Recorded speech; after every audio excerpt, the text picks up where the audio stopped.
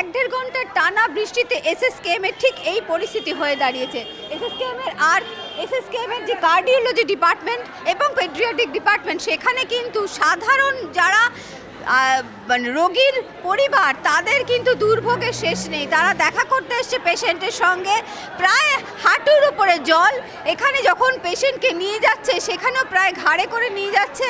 আমরা দেখতে পাচ্ছি যে গাড়ি বা অন্য জিনিসপত্র এখান থেকে নিয়ে যাওয়া, বের করা খুবই সমস্যা তৈরি করেছে। কিছুক্ষণ আগেও আমরা দেখছিলাম যে এই ডিপার্টমেন্টের ঠিক এই জায়গাতেই কিন্তু যারা রোগীর পরিজনরা আসছে তারা কিন্তু চরম দুর্ভোগে, এবং তারা আমরা দেখতে পাচ্ছি একটু উঁচু জায়গা দেখে সেখানেই বসে পড়েছে।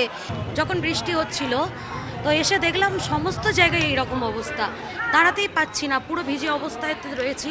আমার বাবা এখানে ভর্তি রয়েছেন, সেই 4টের পর আমি দেখতে পাবো সেই ভিজে অবস্থায় ততক্ষণ বসে থাকতে হবে। এসে শুনলাম গেটও নাকি খুলে দেয়নি এখানে, মানে সবাই যখন মানে দাঁড়ানোর জায়গা পাচ্ছে না তখন অনেক রিকোয়েস্ট করতে তারপর দরজাটা খুলেছে। এরা ভেতরে কাউকে ঢুকতেও দিচ্ছিল না নাকি, মানে সবাই এই অবস্থাতে ভিজে অবস্থাতেই বাইরে দাঁড়িয়েছিল এই জলের মধ্যে। একবার দেখুন কেমন জল, এই জল। তারপরে তার পরবর্তীকালে সবাইকে ডেকে ঢুকিয়ে নিয়ে যাবে। এখনো জল নামেনি, জল আছে। এবার দেখি প্রশাসন কি করে। এটা কার্ডিওলজি বিভাগ। আপনাদের পরিবারের লোক আছে? হ্যাঁ, আমার আমার স্বামী ভর্তি আছে, দুটো হচ্ছে ট্রেন বসেছে। এবং যেটা কিন্তু একদম চরম সীমায় পৌঁছেছে।